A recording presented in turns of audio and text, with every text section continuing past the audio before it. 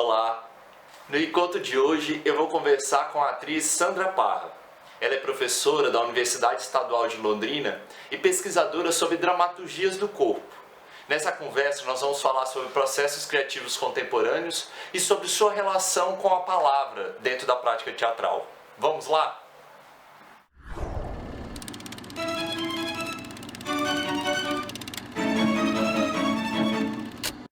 Olá, Sandra Parra. Olá, Muito obrigado por sua presença aqui.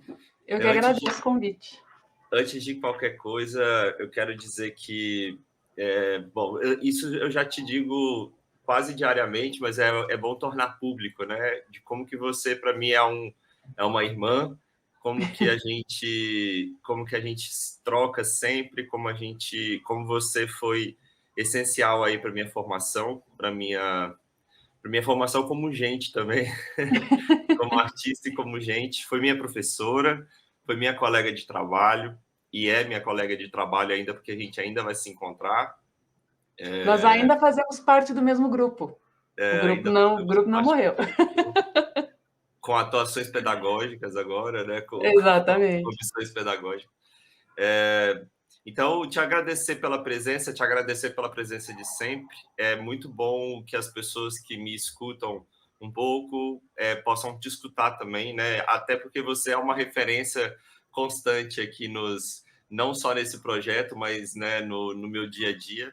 Então, que bom que agora elas podem ver você um pouco e ouvir você direto, ao invés de ser a minha representação do você. E eu queria começar te fazendo a primeira pergunta, que é a pergunta base, né, que eu tenho feito a todo mundo. E aí eu vou te deixar falar, que é: por que você faz arte? Ou o que te leva a fazer arte hoje? Eu acho que essa resposta tem que começar com porque eu gosto. Tem que ser isso, sabe? Eu tava pensando aqui, hoje de manhã eu tava lembrando disso, como em 2016 eu assisti o discurso da Dilma. Sabe quando ela foi lá no Congresso, por causa daquela porcaria toda? Lembro. E eu cheguei de manhã na UEL e assisti essa entrevista, o depoimento dela no YouTube. Fico emocionada de lembrar. A resposta dela, o depoimento dela no YouTube, e eu tinha que descer para dar aula. Aula prática de expressão corporal para o primeiro ano, sabe aquelas coisas assim que são muito básicas e super abstratas, tipo, sei lá, eu não me lembro exatamente, era alguma coisa tipo impulso e projeção, alguma coisa assim que você fala, mano, o mundo caindo, esta mulher falando uns negócios desse aqui na minha frente, e daí esse negócio? E daí? Eu tive que fazer um movimento de dizer para mim mesma por que eu estava descendo para dar aquela aula para os meus alunos, sem estar cometendo um estelionato, sabe, assim, sem estar enganando eles, falando assim, olha, isso aqui que vocês estão fazendo é relevante, mas na verdade sem ser. Só que eu acredito muito no meu trabalho, no trabalho que a gente faz, sabe? E aí eu desci, conversei com eles, falei, olha, é o seguinte, eu acredito que a gente tem que fazer isso aqui, justamente isso aqui, né? Sentir um ao outro, perceber um ao outro, abrir a escuta um para o outro. E aí, quando vocês voltarem para a cidade de vocês, porque lá na UEL tem muito isso, né? De gente que vem de outras cidades, do interior de São Paulo, do interior do Paraná e tudo mais, e que voltam depois para suas cidades. Eu falei, vocês vão voltar para a cidade de vocês e vão levar isso com vocês. Vocês vão ser como se fossem bolhas de escuta e atenção e conexão. E aí vocês vão começar a contaminar as pessoas. Eu acho que é para isso que a gente está aqui. Então vamos escutar. E quando eu falo essa coisa do eu gosto, né? A primeira coisa tem que ser eu gosto, porque a gente,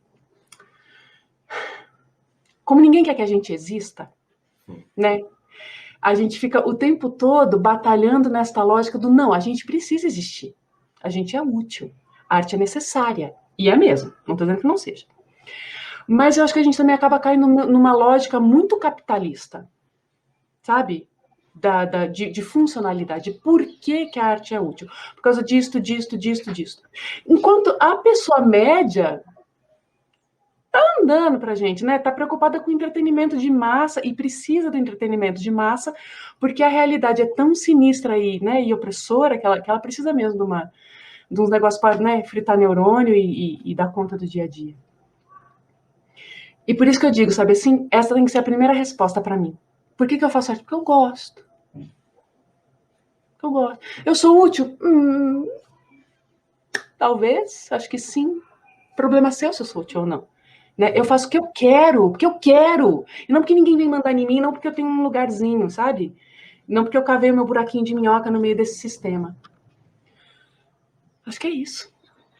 Mas agora, quando você fala em que eu gosto, e né, quando você narra essa construção da Dilma e do discurso e do dar aula, né, de entrar dentro de sala de aula, você toca numa questão que me parece ser essencial, que é essa questão da honestidade, né? De fazer arte, ela envolve um envolvimento honesto. E nesse envolvimento honesto do eu gosto, exige uma disciplina e um rigor muito forte, né?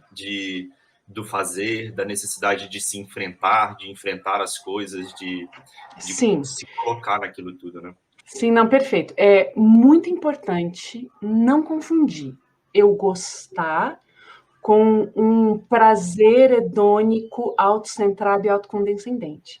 Eu faço, não é porque é gostoso, porque não é gostoso. Trabalhar é duro, viver é difícil, né? E é isso aí. E fazer arte é o meu trabalho. Então, é tão difícil falar disso hoje em dia, né? Não sei nem se eu tenho vocabulário para isso. Gostar é diferente de ser gostoso. Ter prazer com um negócio não implica em ele ser gostosinho. Eu, com os meus alunos, eu uso muito esse exemplo porque, assim, tipo, todo mundo conecta. É que nem transar, sabe? Assim, é muito prazeroso, né? Dadas as circunstâncias, tende a ser muito prazeroso. E dá muito trabalho. Uhum. E tem muito esforço. E tem que rolar atrito, tem que rolar um drama, tem que rolar, né, porque senão não acontece nada. Então, com o trabalho, a coisa do prazer do trabalho, né? Do prazer de você estar ali presente e suar no negócio. E construir ele ao longo do tempo, né? A longo prazo, era essa a expressão. Tem que estar ali todo dia. Pode não ser gostoso agora. Aquilo que você está fazendo pode não ser prazeroso e gostoso agora. Mas tem o prazer de estar construindo, de você ver ainda que vagamente, né? Aonde que esse negócio vai chegar e ter planos e se colocar e se conectar, né? Tem um gostoso que tem a ver com o comunitário e não com o eu mesma. E dentro disso também, eu acho que é importante a gente abordar esse gosto, ele me parece ser o processo do investigar e não o aplauso, porque isso é muito comum, né? A gente pensar, quando pessoas falam sobre gostar de fazer arte, é gostar da resposta do espectador, né? Ou a obra e tal. E quando a gente olha, quando a gente projeta o aplauso, a gente se perde muitas vezes, né, dentro desse processo. E uma outra perspectiva é a da espera do diretor, no caso do ator e da atriz, né, da gente esperar que o diretor nos diga como gostar, ou que o diretor goste e nos leve ao caminho do gostar dele e dela, né, da diretora no caso. E nessa perspectiva que a gente busca a compreensão, a gente é autônomo, né? A gente é dono dono e dona desse processo, né? Eu acho assim, a gente quer que as pessoas gostem do que a gente faz. Uhum. Eu acho que é fundamental admitir isso logo de começo. Porque às vezes eu vejo, às vezes também, né, tanto em alunos quanto artistas, professores lá da UEL com quem eu convivo, né, uma rejeição, assim, não, eu não quero que o público goste de mim, eu não estou fazendo para isto, e tarará, e uma radicalização que é também um pouco, qual é a palavra? Sabe quando você puxa o seu próprio tapete? Uma espécie de autossabotagem, assim. Porque é claro que a gente quer que as pessoas gostem do que a gente está fazendo. Mas não só gostar nesse sentido do gostosinho, né? Que elas se conectem, que elas se interessem, que elas correspondam, que elas dialoguem. Então, eu acho que a gente tem que primeiro admitir isso. A gente quer que as pessoas gostem do que a gente faz. Claro que a gente quer aplauso. E ganhar prêmios e ser reconhecido. É muito básico da psique humana isso. Desde que a gente nasce, né? É assim que os bebês sobrevivem, é assim que a gente aprendeu a sobreviver, né? Captando empatia.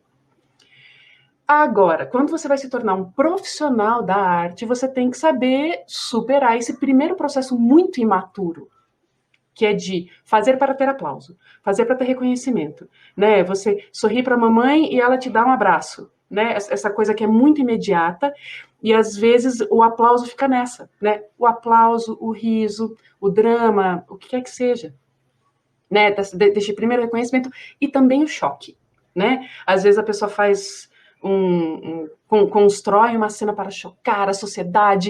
E, na verdade, assim, ela está ali numa relação que é principalmente com os pais dela, não é com a sociedade necessariamente, o que também não tem problema, né, e que também é, né, uma necessidade de reação imediata. Isso em atores profissionais. Na aula, assim, né, no sistema pedagógico, aí tem isso muito, né, do aluno, que não tem muita certeza de por que ele está lá, porque, não sei, imagino que aí em Salvador seja parecido com Londrina, né? A maioria dos alunos chega com uma experiência que é formada principalmente por novela e filme americano, né? Filme de cinema pop. Tudo bem também, nenhum problema. Só que quando vai fazer teatro, o salto é gigantesco, né? Na questão do processo, do envolvimento, do que você tem que se colocar lá. E os alunos ficam muito perdidos e aí ficam esperando do professor. Tô fazendo certo? Tá bacana? Tá legal? Porque o aluno mesmo não tá conseguindo construir a sua base. Acha que tem que abrir mão né, dos próprios critérios, se é que tem algum, né? Porque às vezes chega assim tão cru, tão pronto, né? Para daí, sabe, para ter retorno do professor. E isso é realmente um problema, né? Fazer essa coisa assim do automático. Acho que eu perdi um pouco o raciocínio, que eu comecei a pensar nos meus processos, acho que eu perdi um pouco o raciocínio. A coisa do aplauso. Você perguntou da coisa do aplauso. Me parece E que... aí, e aí vem, eu acho que é meu maior desafio como professora, vem sendo nos últimos anos todos, entender como é que você ajuda os seus alunos a construir autonomia como artistas. Porque se eu faço ele fazer um negócio para ele ter autonomia, isso parece contraditório, né? E eu não consegui ainda descobrir muita resposta sobre isso. Exceto do tipo, né, chute na bunda e fala, vai lá fazer. Não sei. Quando você fala isso, me parece que é importante a gente lembrar, né? A gente fixar, assim, a gente não pode, ao mesmo tempo que a gente não pode perder a conexão com o resultado ou com o espectador, a gente não pode depender dessa relação, né? Mas essa relação, ela sempre vai existir. Porque se a gente perde, se a gente corta completamente, eu não faço isso para o espectador, eu não faço isso para alguém ver. Mas para quem então, colega? Né? Vira uma abstração bizarra, né? Então, exatamente. O público, ele não é um além, ele não é ele é uma pessoa que está ali. E com qual você está. Eu acho que tem um pouco isso também, né? Da gente transformar um público numa entidade abstrata, né? Essas grandes abstrações. As pessoas, o público, não. Eles são as pessoas com quem eu estou compartilhando, né? Com quem que você compartilha o seu trabalho. Se não for para compartilhar, nem sei terminar essa frase, se não for para compartilhar, por que você está fazendo teatro, né? Já é tão difícil, gente. Né? Então, compartilhar com o público, isso que você falou, né? Dialogar com ele, não esperar o aplauso, o reconhecimento positivo necessariamente, ou negativo, ou o que quer que seja. Mas você tá falando com essa pessoa, não falar, né? Falar é uma palavra ruim que induz ao erro, mas você está conectando com essa pessoa? Tá chegando alguma coisa ali? Você está recebendo alguma coisa dali? Porque tem essa via de mão dupla, né, da qual a gente fala muito pouco no processo pedagógico. E é uma falha, eu acho, muito terrível, né? Ainda eu acho uma herança muito distorcida do tal do teatro burguês, né? A gente faz os negócios aqui, parece que a gente não tem que ouvir do público. E se você fala ouvir do público, parece que você está falando disso, do aplauso, da risada, do que seja. Não. Você está em cena, você sabe se o pessoal está te ouvindo. Né? Se está rolando troca ali. A gente sempre sabe. Eu não sei, a gente sabe explicar, mas a gente sempre sabe. É parte do jogo, né? Ele é um jogador. Se você não consegue ouvir outro jogador, você está sozinho, você não está se escutando, né? Você não tá Exatamente. se comunicando. Exatamente. Agora, tem uma questão dessa dessa autonomia que você diz, que ela parece, e é um erro, mas ela parece que ela é quase antagônica à ideia de uma direção, né? Porque parece que quando eu busco, como artista, uma autonomia do meu fazer, né? Então eu vou em busca das minhas questões, dos meus desejos, parece que eu estou dizendo, eu não vou ser dirigido, né? Porque o diretor vai ter uma outra vontade, um outro desejo, né? Uhum. Então eu vou fazer um teatro solo, porque eu não posso me juntar com a Sandra, porque Sandra tem outro desejo, né? Parece que essas autonomias nos deixam solitários, né? E solitários. Uhum. Sim, não, porque autonomia é diferente de autocentramento, Uhum. né? Eu não preciso estar isolada e sozinha para ser autônoma. Tem um livro que é da Ana Paz, sobre dramaturgia contemporânea. E aí tem um trechinho lá que ela fala disso, né? Desta tendência que vai surgindo ali a partir dos anos 2000, principalmente, né? E aí ela está falando da questão da dramaturgia, até, né? De, por exemplo, os diretores não chamarem dramaturgos para trabalhar, né? E de eles ficarem concentrando várias tarefas em si mesmo, né? Então o diretor faz a dramaturgia, a luz, o cenário, a direção de ator, tudo muito centrado nele. E eu acho que dos anos 2010, 2015 para cá, acho que acontece isso que você falou disso. Acontecer às vezes com os próprios atores e atrizes, ou performers, né? Eu concentro em mim todo o processo de criação e eu vou fazendo tudo eu mesma sozinho porque tem o que eu quero. Não só o que eu quero, né? Mas existe essa ideia de que não, para eu ser fiel a mim mesmo como artista, então eu tenho que colocar todas as minhas ideias ali. E ela fala isso e eu concordo muito com ela. Que quando você faz isso, você perde uma coisa fundamental do processo de criação, que é o tensionamento. Quando você tem outra pessoa ali, então eu chego com a minha autonomia, com os meus desejos, com os meus planos, com com os meus quereres. E você tem os seus, que encaixam em alguns pontos e em outros não. E aí, quando a gente discorda, isso gera um tensionamento e uma extensão que desloca a gente para outro lugar.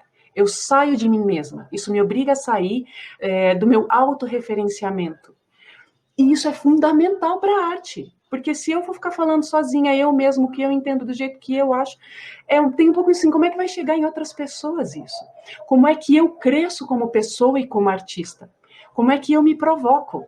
Né? Então, nesta zona de tensionamento que eu crio, quando eu estou em relação com outros criadores, performadores, diretores, dramaturgos, iluminador, sei lá o que seja, né? Isso me desloca de mim mesmo e cria fissuras e brechas, que é por onde o público entra, sabe? Que é por onde a gente permite que o público entra e é por onde a gente vaza também. A gente fala tanto isso, né, na criação contemporânea do incerto, do acaso e desta possibilidade do caos na criação. E aí chega com um negócio que é todo formatadíssimo, em que eu, criador, tenho o controle de tudo porque eu estou fazendo sozinho, justamente, né? Porque eu sei o que eu quero, e aí por mais que eu não tenha, sei lá, um roteiro fechadinho com começo, meio e fim, tá tudo só em mim. Eu levo eu mesmo para lá, eu faço, eu não sei se chegou no público, eu não quero saber se chegou no público, porque, né, eu não ligo para o público, eu sou uma pessoa contemporânea que não liga se o público tá gostando do que eu tô fazendo ou não, e eu vou lá, faço, termino, e vou embora para casa, e o que foi que aconteceu lá? Nem sei. Quantas vezes a gente não sai de uma performance com essa sensação assim, o que aconteceu lá? Nem sei, nem sei. Porque a gente não se colocou neste lugar do que tem autonomia, né? E que tem atenção, mas também tem a confiança. Do se abrir para o outro, meu parceiro de cena. O diretor, voltando aí nesta figura, né? Nesta figura tão polêmica e controversa da contemporaneidade, o diretor e a diretora. Este opressor, que não é opressor de nada, se a gente entende que ele é a pessoa de diálogo, a primeira pessoa que vai te tirar de si mesmo e vai olhar para sua cara e falar assim, isso não tá bom, não. Ué? Mas eu tô achando tudo tão lindo, eu tô gostando tanto. Ou quem então está falando, porra, mas eu tô querendo aqui um apoio, uma ajuda, um não sei o quê, e você tá tirando a cadeira de baixo da minha bunda, sim. E aí, o que você faz com isso? Né? Diálogo. O diretor, eu sempre encarei assim, é a primeira pessoa com quem eu dialogo, é a primeira pessoa que vai me tirar do meu autocentramento, e aí tem que rolar uma questão de confiança. Como que se estabelece essa confiança? Porque uma das funções dele é expor a sua fragilidade, né? É encontrar onde É, você foge e te é, ajudar a enfrentar ou a buscar essas fragilidades como um caminho, né? Então, tem que exatamente. confiar, porque você tem que saber que ele vai ter que entender o É, limite de qual fragilidade ele expõe, uhum, qual é o limite que você consegue ir. uhum, Tudo, tudo isso me parece muito complexo, né? É extremamente complexo se eu não tivesse vivido, né, com você. uhum, Eu acho que ter vivenciado, e nós bem sabemos, nos meus 19 anos, né, por 3 anos aí consecutivos, ter criado e experimentado aqui, o processo criativo longo, né, muito longo, ter encenado, ter circulado, ter trocado, né, bastante, ter visto morrer, porque a gente viu morrer, né, uhum, e permitir que ele se fosse enterrado, uhum, foi a partir dessa experiência tão forte que veio essa certeza de que isso existe, de que isso é possível, né? é, De que dá para eu me juntar com os meus quereres, com as minhas questões, com as suas questões, com as questões de outra pessoa e uhum. fazer disso um espetáculo que chegue no espectador, né? Que tenha força, né? Essa relação com diretores foi uma coisa que eu fui construindo assim, foi aos poucos, né? E foi na base da tentativa e erro, e dentro de um cenário que era assim: São Paulo, final da década de 90, né? Bem específico, assim, né? Teatro físico, descobri que existia esse negócio chamado teatro físico, ator criador, atriz criadora, não se dizia atriz criadora, né? Porque linguagem machista é isso aí, né? Mas vamos lá, ator criador, não sei o quê. E aí o pessoal dizia que para você fazer teatro físico você tinha que fazer tudo sozinho. Por quê? Porque era assim que, sei lá, o Yves Le Breton fazia e a Denise Stokos fazia. Por quê? Porque era tudo tão novo, mano, não deu tempo de criar diretor para esse negócio ainda. E eu ficava muito perdida, porque eu sou muito caótica, e muito perdida, e muito ansiosa, e muito estabanada. É muito difícil para mim eu fazer um negócio e me olhar ao mesmo tempo. E ir tirando as coisas de dentro, né? Eu vou fazendo um monte de coisa assim, e aí o que eu faço com as coisas que eu estou fazendo? Para mim era um problema muito grande. E tinha esta pressão dos meus pares, vamos dizer assim, né? Do ambiente onde eu trabalhava, de que eu tinha que trabalhar sozinha. Até que eu fui para um processo com a Nicole Aum, diretora extraordinária, lá de São Paulo. Muito jovem, assim, né? E a gente trabalhando juntas. E só quando você fala, não era uma peça de teatro físico, era a montagem de um texto do. Vai vir ou não. Mas aí eu percebi isso, assim, como ela era uma pessoa muito segura do que ela estava fazendo. E que confiou em mim logo de cara, assim, logo de primeira. E eu confiei nela. Então ela me pedia coisas que eu fazia ou não. Às vezes ela me pedia coisa que eu falava, mano, não é isso aqui que eu quero fazer. O que eu quero fazer com isso aqui é outra coisa. Aí eu ia apresentava o que eu queria. E aí ela via que o que eu estava apresentando era bom, era melhor do que o que ela tinha me pedido. E ela deixava rolar e confiava. E confiava nisso. E aí eu fui percebendo isso, né? Esta coisa da confiança não é necessariamente pessoal, né? Tem a ver com esta de você acreditar que a pessoa tá vendo coisas que você não tá vendo ali no seu trabalho. E aí, a partir dali, foi uma escolha. Né? Eu comecei, a uma determinada altura da minha vida, eu comecei a escolher com quem eu trabalhava. Tipo, esta pessoa, eu acho que ela tem um negócio que eu quero. E eu quero que ela me puxe para esse lado, que eu não tenho como chegar sozinha. A gente não vive sozinho, né? Claro que às vezes a gente se põe numa situação, ainda mais se você é aluno num, né, curso de graduação em teatro, sei lá, você tem que trabalhar com um professor. Não tem como, não dá nem tempo de você criar uma relação de confiança. Você tem que partir do princípio que, bom, se aquele cara é professor, é porque, porra, né, ele tá sabendo o que ele tá fazendo. Você pode não gostar dele. Eu acho que isso também é uma coisa muito importante. Você pode não gostar do diretor ou da diretora e confiar mesmo assim. E saber que não, o que ele tá fazendo ali faz sentido. Saber que eu, como atriz, né, acho que isso também foi muito importante e eu desenvolvi isso muito lá no E Nós Que Nem Sabemos. Eu não sei o que tá acontecendo. Eu não tenho como ter clareza do todo, porque eu sou uma pessoa. Então eu confio que aquela pessoa que está lá, do lado de lá da fronteira, que é o diretor, ele está vendo todo e quando ele me fala, isso daqui não serve. Eu gosto muito, mas ele está me dizendo que não serve. E eu tenho que confiar que, ok, ele sabe o que ele está falando. E me entregar para o processo. aquilo dali foi tão louco que a gente, quando faltava um mês para a estreia, a gente não sabia o nome daquilo, né? A gente não sabia nem o que era aquilo direito. Mas Exatamente. Aí eu me lembro que eu achei, por causa do meu mestrado, eu achei um artigo que falava, não, acho que foi você que trouxe, de uma disciplina lá da UFOP, um artigo da Silvia Fernandes, curtinho assim, explicando o que era teatro pós-dramático. Imagina, o pós-dramático estava assim, chegando, né? A gente, em 2007, o livro, sei lá, acho que foi publicado, acho que até um pouco depois o livro do foi Léo. traduzido em 2012, né? Então. E aí a gente leu aquilo e falou, nossa, tem nome que a gente faz. Eu lembro o alívio que a gente sentiu, né? De falar, ok, olha só, estamos aqui num lugar no mundo.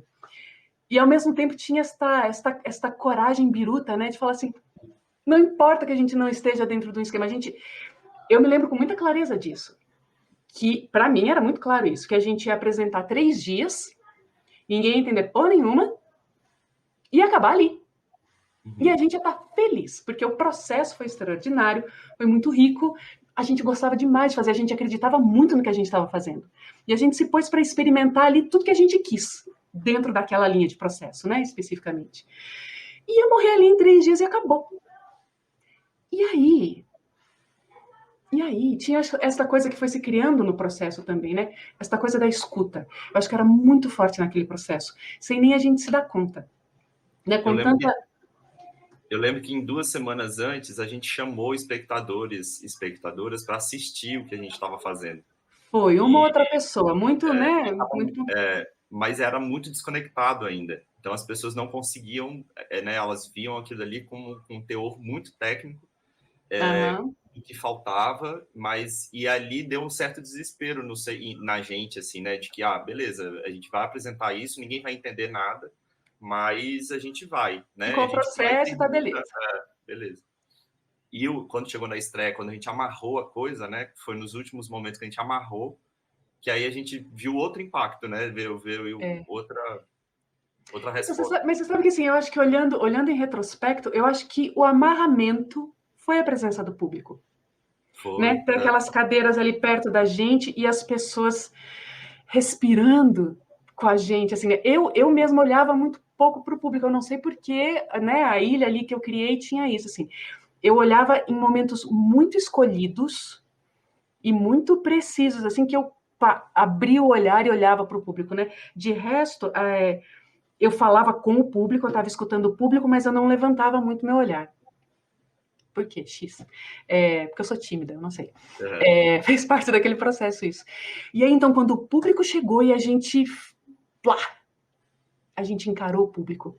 Sem, né, a gente não tinha parede entre a gente, né? Isso foi uma coisa que a gente construiu mesmo. Isso fez parte do processo, da gente sair à rua, se expor, as contações de história, as intervenções todas que a gente fez na cidade, né?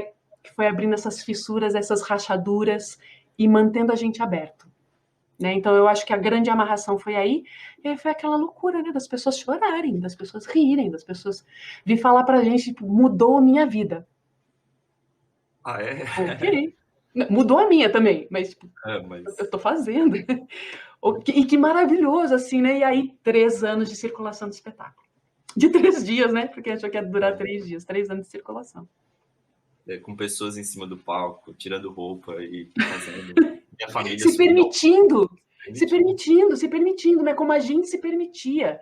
A gente se permitia experimentar e por algum motivo as pessoas conseguiam entender, como a gente queria mesmo que elas entendessem, né? Que elas também podiam, que elas faziam parte daquilo. E aí elas iam. Agora, você chegou a falar do pós-dramático, e eu acho que em todas essas construções que a gente vai pensando, você é uma defensora, né, da possibilidade de que sim, existe texto, sim, existe voz nesse processo todo, né? E que talvez uma má interpretação aí do entendimento do pós-dramático, de que a gente precisa abolir o texto, né? De que o texto não Sim. existe. E aí eu acho que é um caminho aí, né? De dar um passo atrás aí dessa estrutura toda e falar, não, peraí, calma, né? Uhum. Você Existe. sabe que eu me formei como atriz em um tempo muito conturbado ali em São Paulo, né? Essa coisa final dos anos 90, começo dos anos 2000. Sem contar nesse fato de ser paulistano, e paulistano é muito caga-regra. Putz grila, como a gente é assim, e a gente é assim mesmo. Né? Então, pode e não pode. Isso sim e isso não. E, né, e se para ser bom tem que ser assim, se não for assim, você nem existe, você não é ninguém. Muita minha Nossa Senhora. E eu lidando com isso, né, ao longo dos anos. Então, e aí, para resumir, se tem uma coisa hoje assim que eu não engulo, é isso, não pode. Não, não. Se tem isso, então é porque é ruim. Eu falo, gente, não, olha, eu vi tanta mudança nesses poucos, não é nem que eu seja tão velha, na boa, mas tanta mudança. Então, por exemplo, final dos anos 90, em São Paulo, você não podia falar de Stanislavski. Não existia Stanislavski. Se você lesse Stanislavski, gostasse de Stanislavski, você não era ninguém. Você era só uma burguesa, porque era coisa de velho Stanislavski, porque era coisa do TBC, né? Então, você tinha que falar só do Brecht. Só podia, e sei lá mais o que, não me lembro se tinha algum outro contraponto, mas era isso. E eu, que, né, muito jovem, eu não sabia ainda que não podia ler Stanislavski. Aí eu fui lá e li Stanislavski e achei extraordinário, extraordinário. Nesta publicação brasileira que todo mundo fala que é cheio de problema. Ok, mas era tão extraordinário aquilo. E eu falei, ok, eu sou uma Stanislavskiana, né? Eu, jovem. E as pessoas, nossa, elas acabavam comigo, que eu não podia ler Stanislavski. Ok. Aí fui para o teatro físico, fui para outro lugar, fui fazer artes do corpo, performance, nananã. Fui dar aula na UFOP. Chego lá, Stanislavski. Falei, ué, peraí. Quando foi que o teatro voltou para o Stanislavski? Porque daí chegou no Brasil a coisa da ação física, né? Dos livros posteriores, da fase posterior de Stanislavski. Uma visão de Stanislavski era totalmente diferente daquela do TBC. Então agora pode falar de Stanislavski? Sabe assim, isso só para dar um dos exemplos, entendeu? E aí esta coisa da voz. Você vai fazer teatro físico, ok. Então a coisa da fisicalidade, do corpo falar por si, né? E do movimento falar por si, e de você dar expressão para todos os seus sentimentos sem colocar isso em palavras. Eu entendo a necessidade de fazer isso. Porque existia uma hegemonia da palavra, né? Quando eu me formei como atriz, era isso, o ator era uma pessoa que falava. E a grande arte do ator tinha a ver com a elocução verbal. E aí, conquistar o movimento dentro disso foi, né? Então, como que faz para você não cair nos seus velhos hábitos? Você elimina aquilo. Você para, tipo alcoólicos anônimos, entendeu? Nem uma gota. Nem uma gota, porque senão você cai no vício de volta. Ok. Mas aí passou, né, gente? Deu. Vamos, agora, ok, vamos, você falou, já descobrimos, ok, beleza, o movimento. E aí hoje eu acredito nisso, né? Um movimento pode falar mais do que 1000 palavras. É a mais absoluta verdade. Agora, tem palavras, sabe? Tem, às vezes, uma frase sintetiza um negócio de uma maneira que nem 2 horas de movimento vai dar conta de fazer. Então, eu acho que a questão é sempre essa. Como que você aborda o negócio? Isso foi uma coisa que, né, a Madalena Bernardes, uma oficina que eu fiz com ela, né, ela falava isso, e eu acho bem maravilhoso. Não importa o que você está fazendo, nunca é uma questão de o que você está fazendo. Se for ver, lá no livro, depois eu fui ver, né, no livro do Luiz Otávio Burnier, ele fala exatamente a mesma coisa. A questão nunca é o que, necessariamente, e sim como. Qual é o teu nível de atenção naquilo? Qual é o teu nível de desafio naquilo? Né? Então, eu vou usar a palavra, e eu uso a palavra e o texto, e agora no doutorado estou falando justamente de dramaturgia, mas o quanto você se coloca na borda daquilo que você está fazendo. Né? É sempre essa questão. Você está usando né, a palavra, mas também o movimento, pode ser isso, né? Vamos inverter a lógica aqui. Ok, o movimento. Só que o movimento também pode virar uma zona de conforto, uma zona de segurança. Porque é o que todo mundo faz. Que existe um padrão. Porque, de repente, você é magro e bonito. Entre aspas, né? Então ali tem uma zona de segurança. Em que você sabe o que você tem que fazer. E você vai e usa o movimento. O que você está se colocando ali? Né? Aí falando uma perspectiva bem grotovskiana, assim, né? Tá rolando ato? Tá rolando desafio? Você está se abrindo enquanto você se move? Porque senão né? É a mesma segurança de você decorar um texto, pegar lá o Shakespeare e falar assim, ok, isso aqui vai fazer sucesso, né? Você decora um texto bonito e vai lá e fala o seu texto bonito com a sua voz bonita, blá, blá, blá. Eu acho que tem um vício aí, inclusive você denuncia isso nos seus escritos, dando spoiler agora da sua tese, mas a gente tem um vício francês da leitura de tudo isso, né?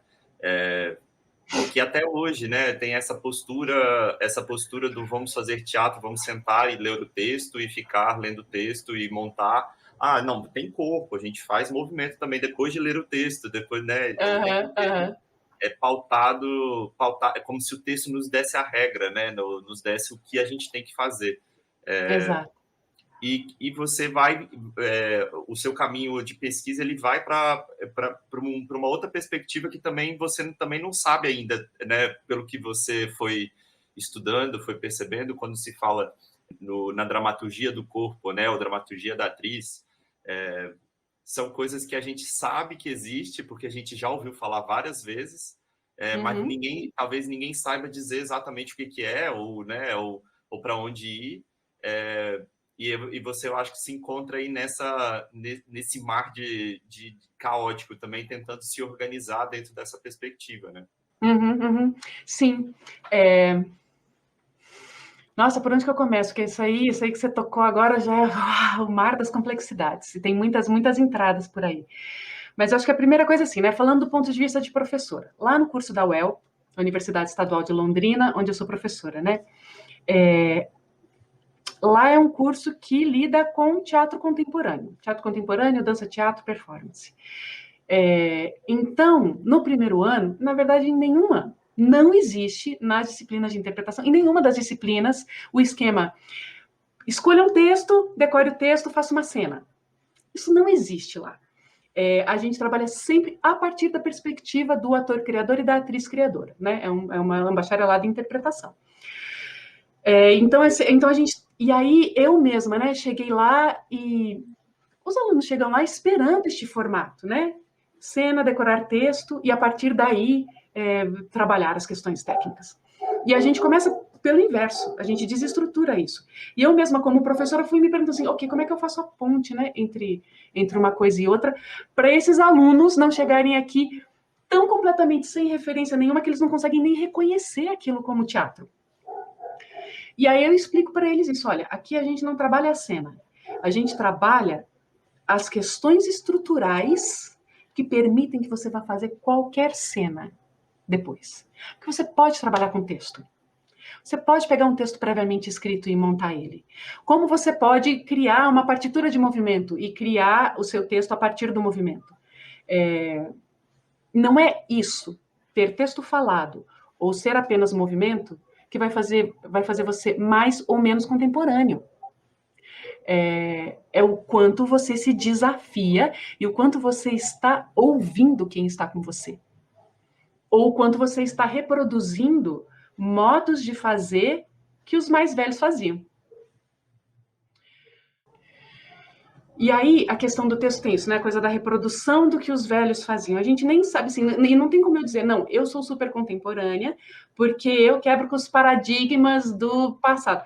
Ninguém quebra com todos os paradigmas. Isso é impossível.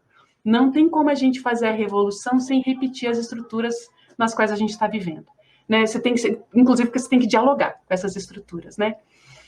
E aí, a coisa do texto, eu estou tentando, né, pegar um fio para chegar lá.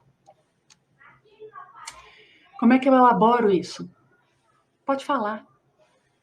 Pode falar o que você quiser. Você pode fazer o que você quiser. Eu acho que a grande revolução hoje, se você for me perguntar assim, o que é o auge do contemporâneo hoje? Faz o que você quiser. Faz o que você quiser.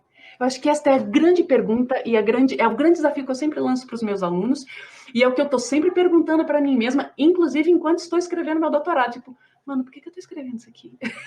Sabe quando você pega assim, tanta literatura, você lê, você analisa, você, né, e redige, nossa, tanta coisa que eu fiz, eu falo, por que eu estou falando isso aqui?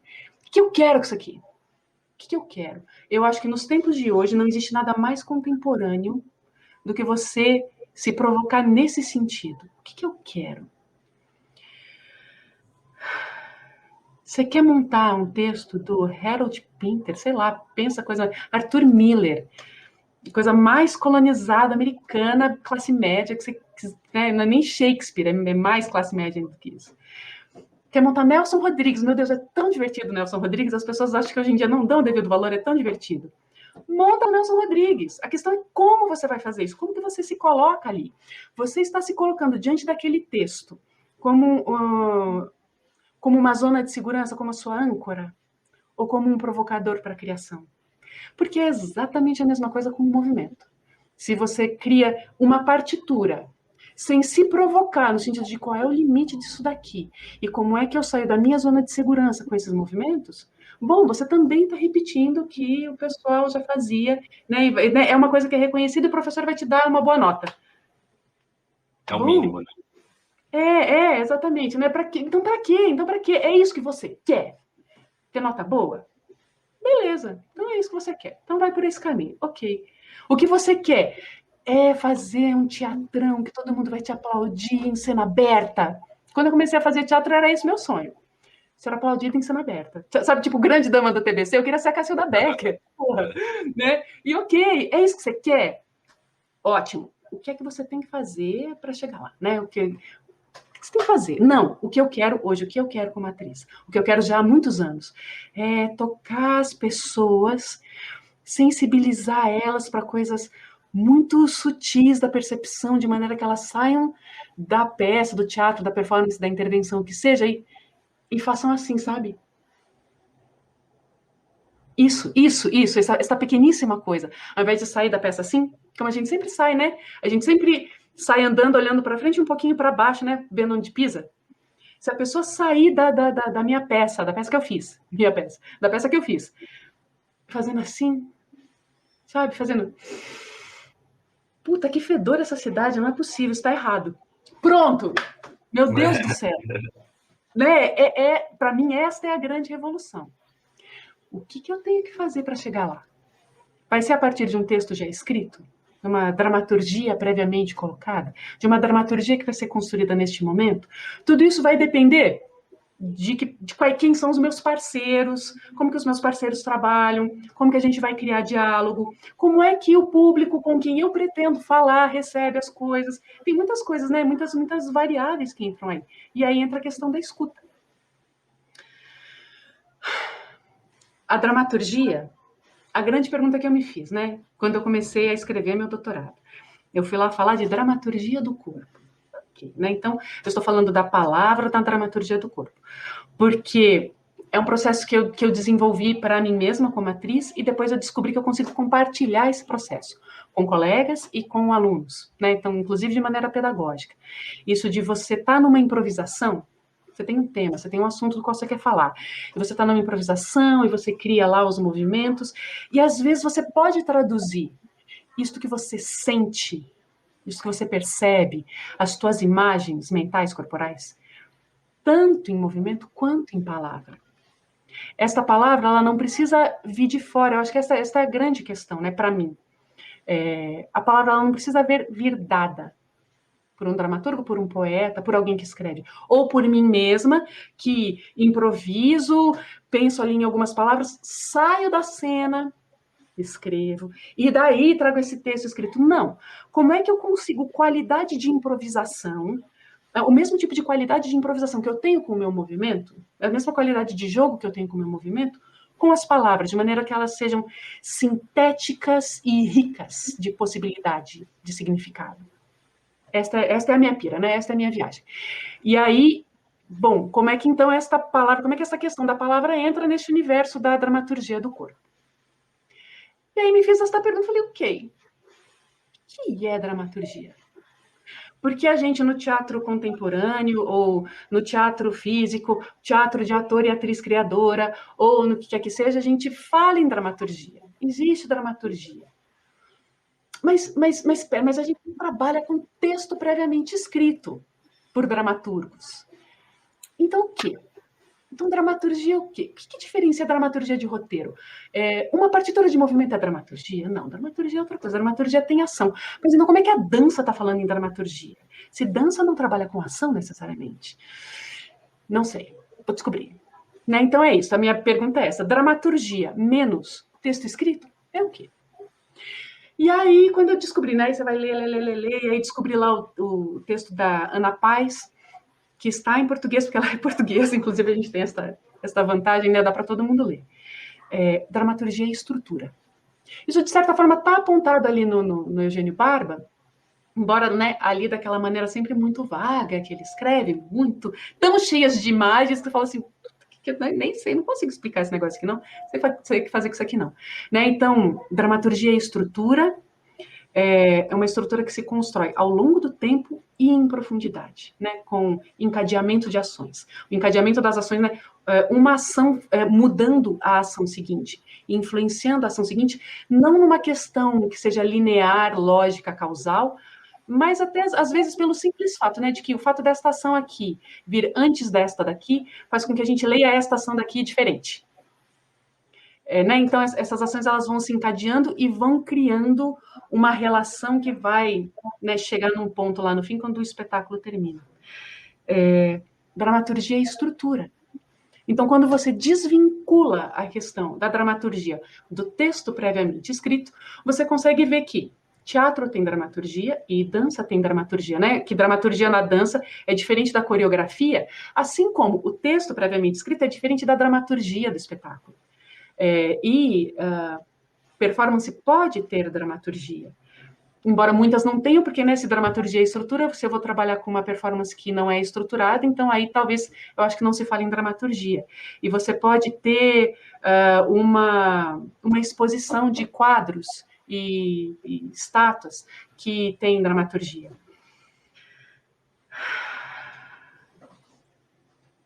Aqui.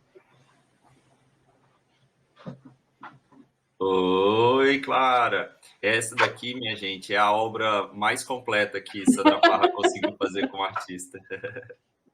Dramaturgia e estrutura. Aí, tem esta questão dos franceses, dos classicistas franceses. E aí, desde os classicistas, que a gente confundiu, eles confundiram e a gente comprou, né? Porque a gente, graças a Deus, bem colonizado e galicizado, francesado, tudo mais. É difícil também, né? A gente fala assim, eu falo com essa, né? Com essa autoculpa, assim, mas, pô, os franceses escrevem tão bem, né? É difícil não comprar o que eles propõem. Mas aí, desde que eles propõem essa ideia, né? De que eles que propõem essa ideia, de que texto e teatro são a mesma coisa, né? E a partir daí que texto e dramaturgia são a mesma coisa. Porque a ideia de dramaturgia mesmo vai surgir só no século XVIII, com os alemães, né? A partir do Lessing. Nem os classicistas franceses falavam em dramaturgia ainda, né? Mas esta conexão entre teatro escrito igual a teatro, texto escrito igual a teatro, e daí texto escrito igual a dramaturgia, e daí, né? E assim por diante. A gente continua com isso. Aí quando você entende, né? Que bom, dramaturgia é estrutura, o texto escrito ele pode fazer parte dessa estrutura. O texto escrito ele pode ser o propositor da estrutura. E aí nesse caso, o texto escrito será a dramaturgia. Mas você pode ter uma dramaturgia que tem texto previamente escrito, por um dramaturgo não, né? Enfim, em formato de teatro, em formato dramático não, mas a estrutura dele é dada por outra coisa, pelo espaço, pela iluminação. Falei em espaço aqui, já lembrei os trabalhos do Teatro da Vertigem, no final da década de 90, né? Quando eles entram lá num presídio. E tem texto, né? Foram inclusive publicadas as peças depois, porque o texto ele é tão rico que ele se sustenta sem a encenação. Ele não é a encenação, né? O texto escrito não é a peça que eu assisti. Eu tive essa vantagem severa. Eu assisti o Apocalipse 1:11. Não é a mesma coisa, mas ele se sustenta e ele pode ser provocador para outras montagens e outros processos e outras estruturas e outras encenações. Né? Você não precisa reproduzir aquilo que eles fizeram. Então, quando você vê isso diante de você, né, as coisas vão ficando um pouco mais claras, um pouco mais livres, e a gente vai livres nesse sentido, né, de você ir se libertando dos pode, não pode, deve, não deve, quero, não quero, eu queria tanto montar esse poema aqui, fazer uma cena com esse poema, mas vou me achar cafona e antiquado, e, né, assim, Isso é uma coisa que aluno faz muito, mas a gente faz também, né? A gente meio que nunca se livra muito, assim. A gente quer poder dialogar com os nossos pares, né? Não só ter reconhecimento e aplauso, mas a gente quer ser ouvido, né? Então a gente sempre fica também pensando, e agora, né? Posso fazer isso? Não posso fazer isso? Não, e eu tenho uma, não sei, eu tento dialogar com muita força com essas questões tecnológicas, né? E, eu tenho um TikTok, por exemplo, que eu nunca usei, né? Que eu nunca postei Aham, nada. aham. Porque tudo que eu tento fazer, eu acho a coisa mais grotesca, mais ruim. Grotesco não é sinônimo de ruim, viu, minha gente? Mas uma coisa É, mais é. bizarra que pode existir. E aí eu tenho Ruim, a é certeza. ruim, tipo, É. ruim. E aí eu tenho certeza de que eu não sei fazer isso, né? E de que eu Aham, posso pegar toda a minha técnica, todo o meu desenvolvimento, minha sensibilidade artística e colocar no lixo, porque eu não sei fazer um TikTok, assim, não sei fazer aquilo dali. E isso é muito interessante, né? Essa sensação, né? Do não aham, sei, né? Eu busco isso muito na minha vida, né? aham. Esse Nas desafio minhas, sempre, né? de sempre estar no lugar do não sei e de que bora viver com isso daí, né? Bora É. dialogar com isso aí. Mas eu queria falar uma coisa do que você disse em relação ao corpo e à palavra. Que às vezes, né, às vezes a palavra, a palavra ajuda, né, diz com mais precisão ou com alguma precisão do que o corpo. Às vezes o corpo diz com alguma precisão mais do que a palavra. Às vezes a palavra contradiz o corpo, e isso é irado, isso é incrível. E às vezes o Aham, corpo contradiz a palavra, e isso é incrível. E quando a aham. gente constrói todas essas relações, esses dizeres e contradizeres, a gente coloca isso em jogo, né? A gente É, constrói diálogo entre corpo e palavra, e aí existe jogo. Quando existe jogo, existe algo potente, né? é. Ó, tem nem o que dizer. É. É isso aí mesmo, né? Encontrar essas desestabilizações que você pode. Eu também, eu gosto demais desse lugar, né? Esse lugar do eu não sei. Essa borda permanente, né? Eu que sempre tive muita dificuldade com treinamento em teatro físico, eu tô falando aqui, né, do teatro físico, e um dos primeiros desafios que ele me colocou foi isso, o próprio treinamento físico em si, né? Eu que fui criada como uma criança sedentária, menina, né? Menina não pode sair jogando futebol. Eu, inclusive, sou uma excelente goleira. O Brasil perdeu um talento, você não Com faz uma essa ideia. mão, Oi? Então, difícil o tamanho exatamente. dessa mão. Exatamente. Né? Não podia sair na rua mais para brincar a partir de uma determinada idade, tudo isso, né? Parei de subir em árvore e tudo mais. E porque eu tenho um desvio de coluna que eu fui descobrir muito tempo depois, né? Então eu tenho limitações físicas mesmo. Então sempre foi muito difícil para mim a coisa do treinamento. E eu não conseguia fazer e eu me sentia, meu Deus, péssima, né? Ah, meu Deus, que péssima atriz, eu nunca vou ser uma boa atriz porque eu não consigo fazer o treinamento. Até a hora que eu falei, pera, para. Não é a respeito disso que é o teatro. A respeito do treinamento e a respeito de fazer bem feito o treinamento. Pera lá. O treinamento. E aí, quando você vai ler as entrelinhas do que os caras dizem, o Bournier, o Grotowski, o próprio Decru, a questão é essa: a questão não é fazer bem feito o treinamento, é o quanto o treinamento te desloca, te coloca na borda, te deixa instável, te deixa, né? Eu fico pensando, sabe? Imagina uma massa de moléculas assim, né? Que começa a entrar em vibração, assim, e aí pode ser atravessado, pode se abrir, pode explodir, pode, né? Então é isso que interessa. Esse tipo de confronto que não é só a sofrência, né? O dramão novelístico, assim, né? Melodramático. Adoro um melodrama, né? Não tô nem falando mal. Acho que faz parte demais da cultura brasileira para a gente ignorar o melodrama, e o teatro contemporâneo ainda não está pronto para esta conversa. Né? A gente precisa começar a falar de melodrama. É, mas não, né, então não estou falando desta sofrência, mas não deste drama e deste conflito que é o do que te põe para fazer coisas, né? Que é o que te reterritorializa, que te lança para outro lugar. Esta coisa do querer, né? Vou voltar nisso um pouco, porque eu realmente acho que é aí que está a revolução. Hoje, nos tempos de hoje, entender este querer que não seja autocentrado e autocondescendente, E aí, né, porque tô com essa imagem, né, na minha cabeça. Lá na UFOP ainda. Fui dar aula para uma turma, era aula de expressão corporal, e eu entrei na sala e as pessoas vêm arrastando atrás. Aluno, sabe? Assim, aquela postura, mais aluno do mundo. E eu pistola com isso, porque eu nunca consegui entender. Como eu não fiz graduação em teatro, eu fui fazer teatro porque eu quis. Não tinha curso, não tinha. Malemar tinha 2 graduações no Brasil, 3, nem sei. Você fazia teatro fazendo teatro, e fazendo curso e correndo atrás. Então, você fazer uma aula, mas era tipo uma oportunidade extraordinária. Meu Deus do céu, fazer teatro e aprender um negócio, que legal. E aí, não. As pessoas hoje em dia, elas vêm assim, né? Prezinho, escolinha, primário, não chama mais primário. Fundamental 1, Fundamental 2, ensino médio, graduação. É aquele mesmo raciocínio de aluninho, né? E de fazer disciplina, tirar nota e dar a volta no professor, né?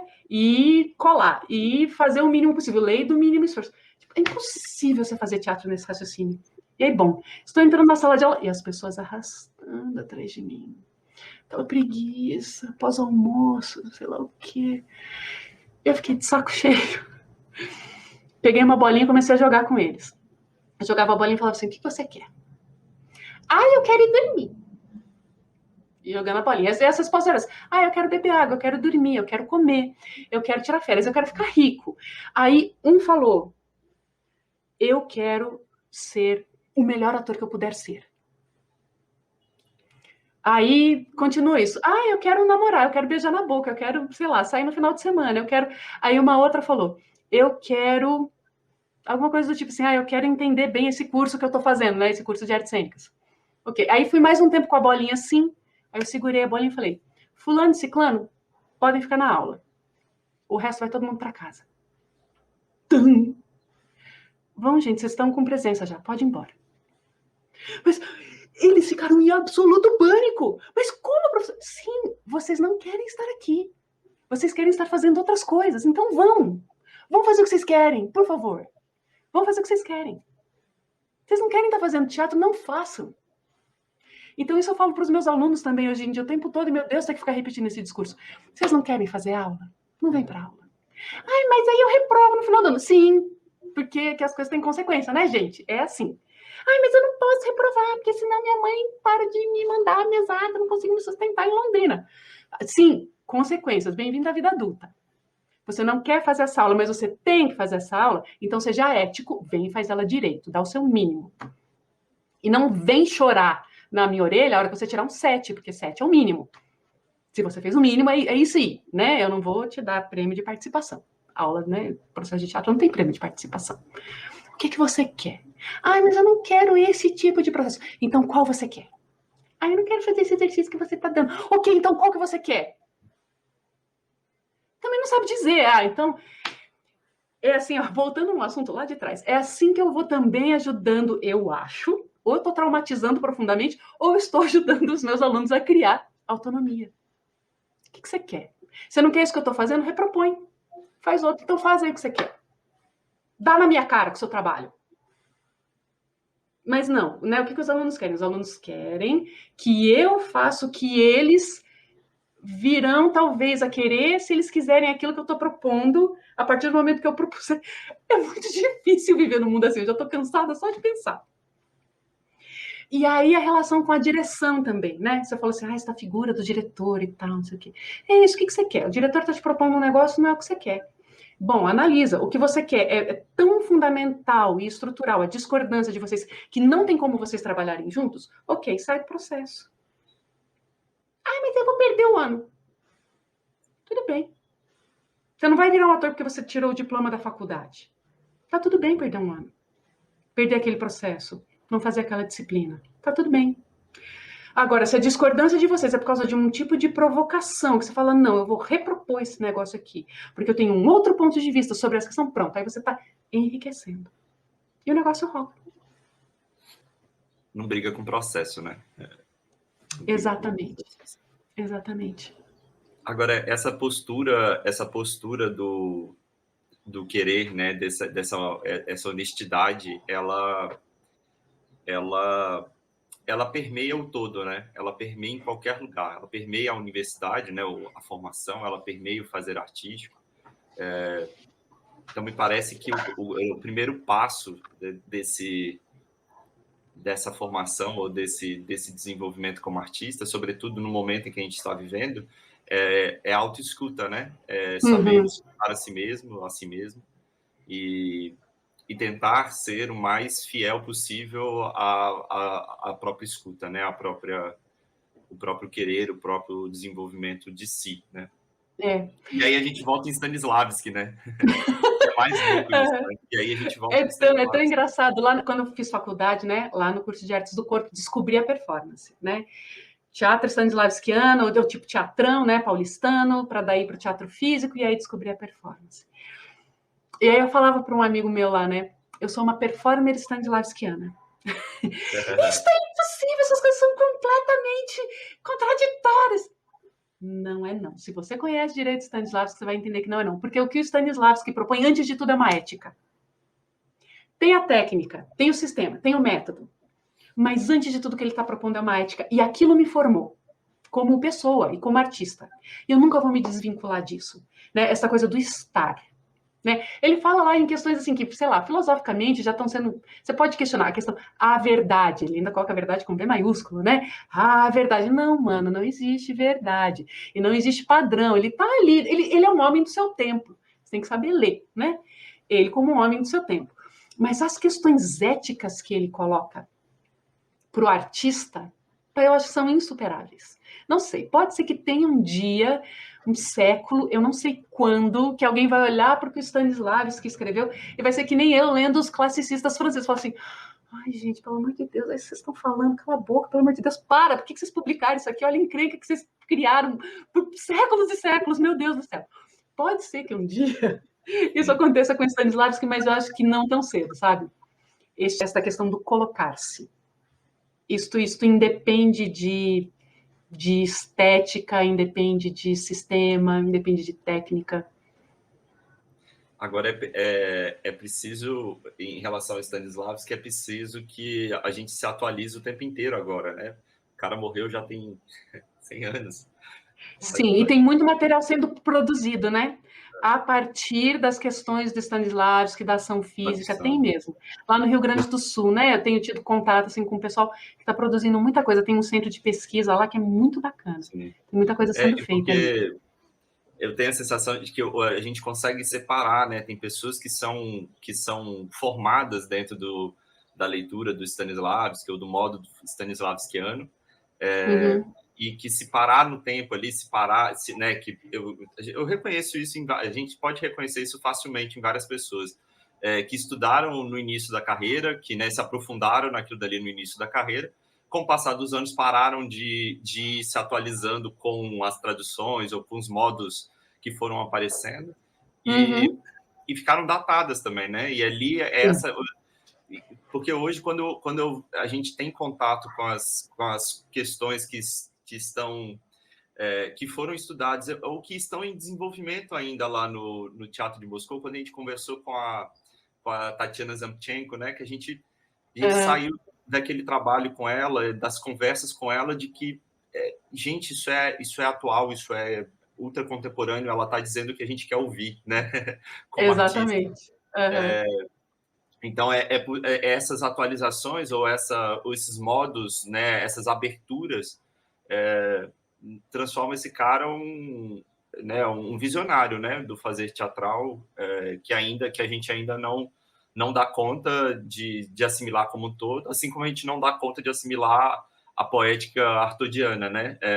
De que Tava aqui, eu estava pensando em falar disso, assim, né? Que o Arthur é outra, assim, então, por exemplo, Stanislavski, eu tenho ele no meu coração, mas eu já descobri que, assim, eu não posso ficar falando de Stanislavski, porque tem essas pessoas que estudam, leem tudo, e tem muitas opiniões. E a minha opinião é muito pragmática, sabe, assim, da guriazinha de 17 anos que leu e achou útil, sabe? O tal do sistema, o tal do encaminhamento, e depois, quando já não era mais útil, porque não me interessava mais aquela determinada estética, aquele específico modo de fazer, fiquei com a ética, né, e com o modo de me colocar no trabalho. que depois, né, vai ser aprofundadíssimo pelo Grotowski e assim por diante. O pessoal do teatro físico, né, de maneira geral, absorve muito isso. O Arthur é outro, sabe assim, que eu não discuto Arthur com as pessoas, que eu acho que não dá. Eu prefiro amar o Arthur. Né, aquele cara que eu leio sem filtro e dá aquela marretada na minha cabeça e eu falo, sim, mudar o mundo. E, vamos lá, botar fogo nessa porra toda. Aí fala, não, gente, eu não posso pôr fogo em tudo, senão eu também não tenho onde trabalhar. Pera, calma. E aí a vida vai temperando este fogo destruidor que o Arthur propõe. Né? Então eu decidi que eu não estudo academicamente esses meus amores.